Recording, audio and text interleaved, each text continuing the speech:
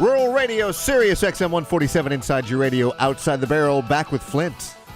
I know that this next guest is probably a bigger fan of Shannon than he is me. I think he likes Shannon better.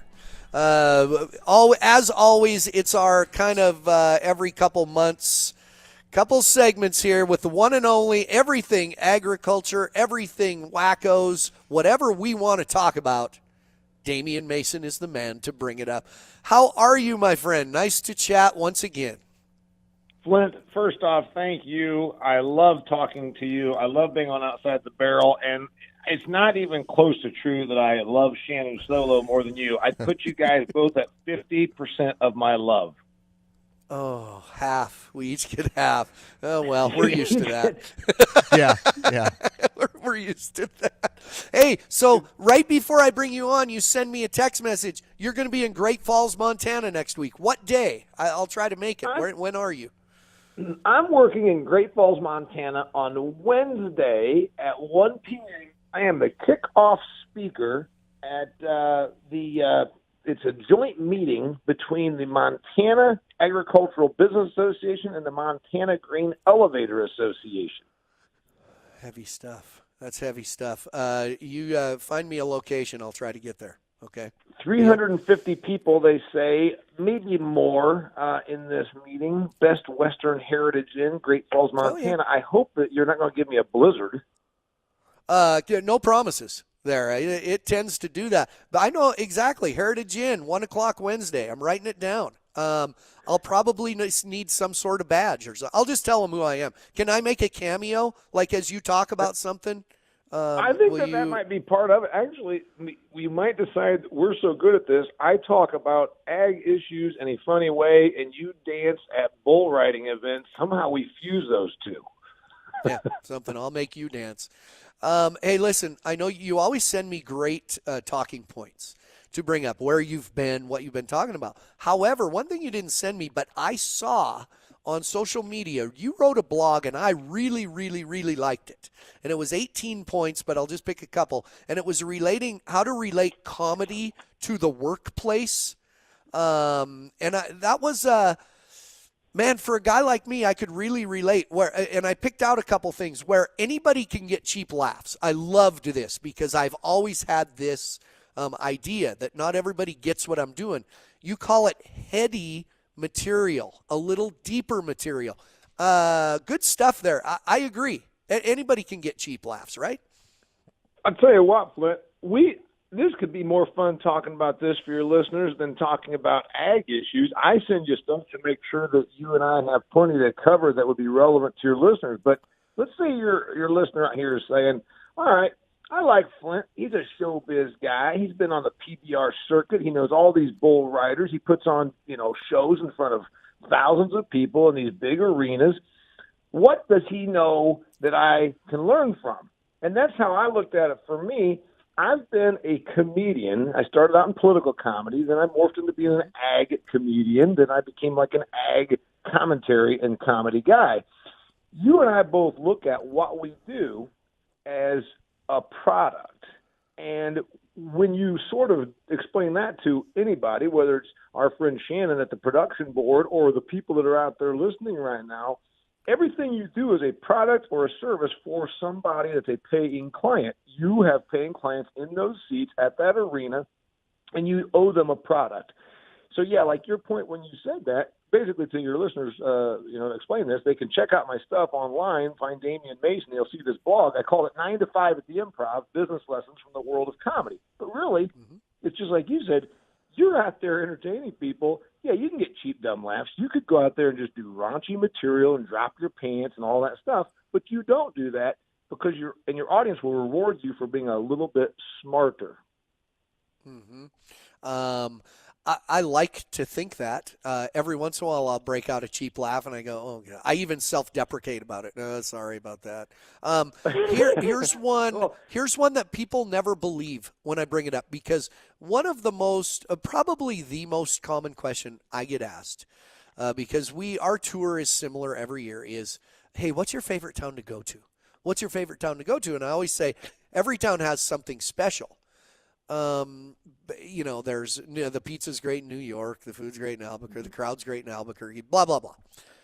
And they always think I'm just being politically correct when I say whatever town I'm in, that's the one that's my favorite one. It has to be that way because they know if it's not, that's the way it's got to be, doesn't it? Yeah, and I obviously you pointed that out. That's one of my 18 business lessons from the world of comedy. I get asked that also, and you can jokingly say, well, I had a bad time in Lubbock once, or I was in Belzona, Mississippi, and you and I have been, in the Super 8 motel coming up. I'm sure that there was a time when Flint Rasmussen's life wasn't. You weren't at the Marriott Marquis every night of your life coming up, just like I wasn't. You're at the Super 8 on a dirt road. I used to make the joke that I was in a Super 8 on a dirt road in Mississippi, called the guy in the front desk in the middle of the night and said, I got a leak in my sink. And he said, you paid for the room, pee wherever you want. Okay. There's one that's not heady. That's not necessarily. That's a cheap laugh. That was a cheap laugh, but it was funny. I didn't see it. But here's the deal. Yeah. What you said is so dead on, and that is what I guess the lesson that our fans and listeners can take from that. If your people in front of you think you don't care to be there, they know it, they sense it, they feel it, and the product is eroded because of it. So yes, I am fully on the thing. The favorite town I have to work in is where I'm being paid right now because you are my client. This is how I earn my living, and I'm here for you right now. Yeah. I thought they were great points, all kinds of before I take a break. I mean, dissect and critique yourself. Don't bring your problems into the arena. Unless we make them funny. And the best was if you got a drink to do the job, you're in the wrong profession. People still say that, Flint. Like, I'm sure they say it to you. Like, hey, you ever take a little nip to go out there to kind of loosen you up to be funny? I'm like, I really don't because, first of all, it's a bad habit. Yeah, exactly. Then one nip becomes 3 nips, becomes 5 nips. Next thing you know, you're like the Bob Uecker character that's, too drunk to call the 9th inning. But one thing before you go to your break, my favorite point, professionals deliver when it is showtime. And you and I know what showtime is because the pyrotechnics go off for you or they read an introduction, put a video on the screen for me before I walk on stage. But everybody that works has a showtime, and you don't need to make up excuses. You deliver when it's showtime. Deliver when it's showtime. That's exactly right. Hey, stick around. We'll cover some ag topics. Lots to cover with our friend Damian Mason. Hey, he's going to be at Great Falls next week. I might go. We're coming up. More Outside the Barrel after a break.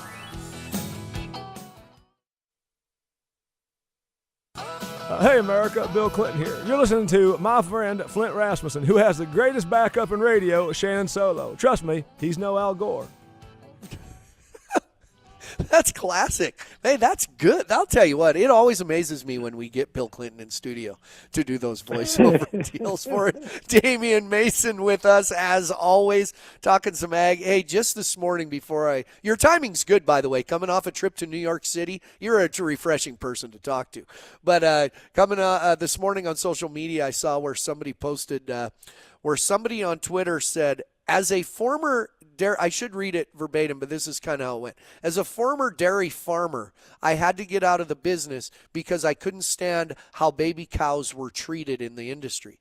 What's wrong with that statement? Would an actual dairy farmer or a rancher ever call a calf a baby cow? They pull the old tricks of, look at me, I used to be in the business and it was so bad I got out. But you can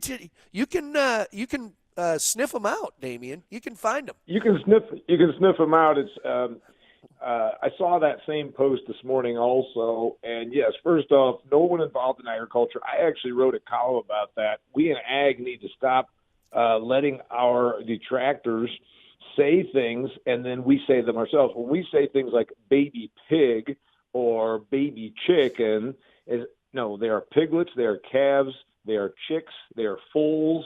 They are not babies because it's the anthropomorphic effect. When you humanize animals, it gives our detractors, those that want there to not be bull riding or T-bone steaks or bacon and eggs, one more dose of fuel for their fire, because now they've just said you're eating a baby.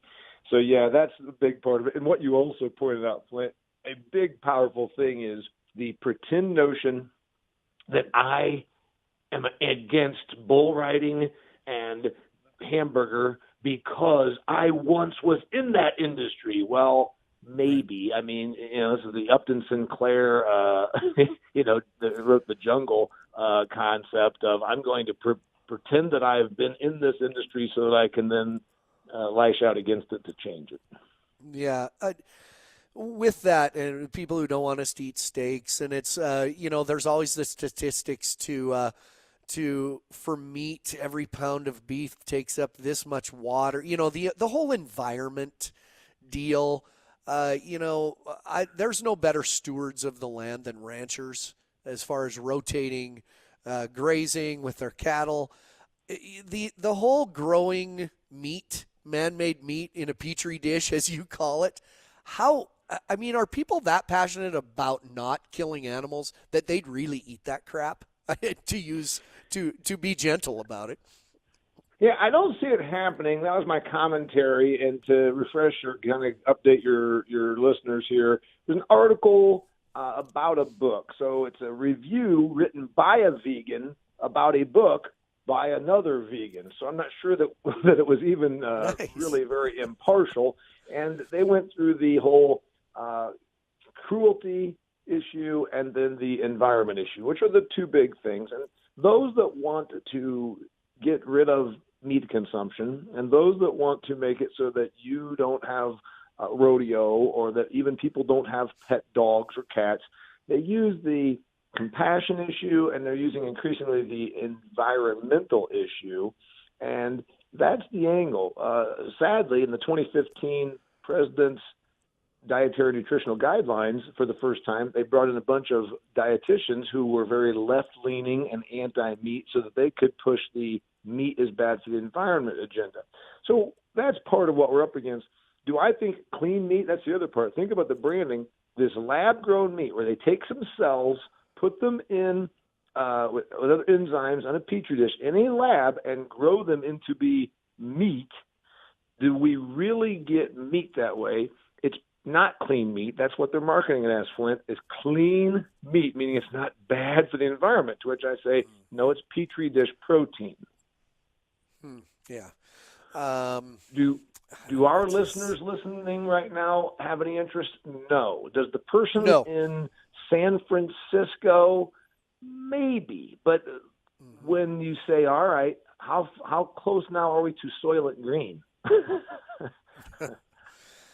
Well, like I said, your timing is good because coming off New York City, I mean, just people who've never seen large animals don't understand the large animal industry. It's frustrating. I want to get to this. Flint, real quickly. I know that it's your show, but I have to point out one of the funniest, and I actually quote you now, so I give you credit when I say the folks that say raising pigs in barns is not natural. And the people that say a feed yard in Nebraska is not natural. I say, okay, keeping a 60-pound dog in a 400-square-foot efficiency apartment on the 17th floor in Manhattan, is that natural? Yeah, exactly. You brought up that point. Yeah, and there's topics I wanted to get to today, but I'll say this. New York City, it was cold there. There was a big storm, and the PBR was getting heat about, no pun intended, about you're keeping these animals outside. Why don't you stand outside? This is hard on these animals being out in this cold. Wait a second. You're the ones telling us that them being inside to buck at a PBR isn't natural. Do you want us to – you're the ones that say turn them all loose into their natural state, yet they can't be outside where they're laying in straw, eating the best feed possible. They talk themselves in circles if you let them. I mean, animals live outside. What do you want us to do? Come to find out, at the bull housing, I think out in New Jersey, they actually were in a big barn out of the cold. So they can't even keep up with their own BS most of the time. Right. On the one hand, they're all supposed to be outdoors. On the next hand, it's inhumane to keep them outdoors because it's cold. So there's no winning with them, which is one of the reasons we in the business of food production and Western sports, we're all in the same argument, Flint. We should never use logic because it's not about logic. Because those people, when they put a picture of a calf with a broken leg on TV or something like this, it's never about logic. It's about emotion, heartstrings, and swaying the argument. So we shouldn't use logic. We should simply say, what I always point out is, look what the NRA does. They always make the rest of America fight the battle for them, and we should do that also. You go to Bubba, who's not in the PBR, who's not a farmer, and you say, Bubba, they want to make it so you can't take your children to the Waffle House and have biscuits and gravy with a side order of sausage and then go and watch bull riding.